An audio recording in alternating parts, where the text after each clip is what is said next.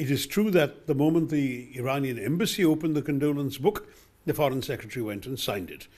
And that is a good thing. But I think, yes, you're right. We could have been a little more, it's just simply the courteous thing to do for any countries.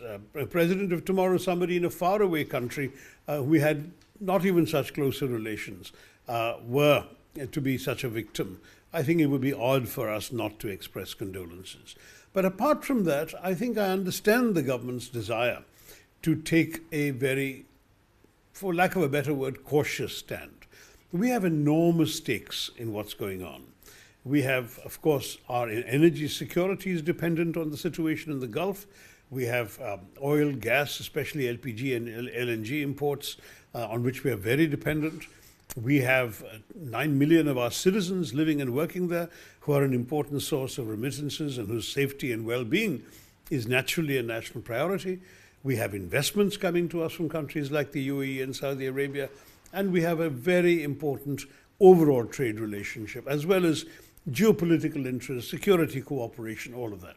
You don't want to see that jeopardized.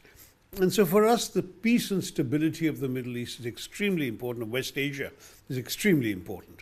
On top of that, it's already affected our own people in our own country. There are dhabas closing down because of shortages of gas cylinders. There are situations where my friends in Hyderabad are saying no one can cook Haleem anymore because it's a slow cooking dish. There are challenges now in the coming election campaigns. Where are we going to stop for a chai if the chai wallas don't have LPG cylinders anymore? I mean, I'm not joking. These are genuine concerns that are affecting the average Indian kitchen, the average Indian household.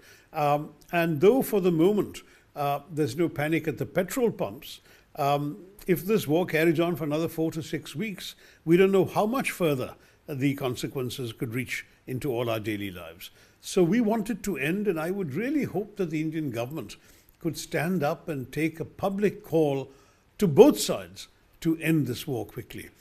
I still feel that sooner or later they're both going to want a ladder to climb down from the perches they're on. Mr. Trump has already said that he's running out of targets to hit. The Iranians clearly are losing one layer after another of their government.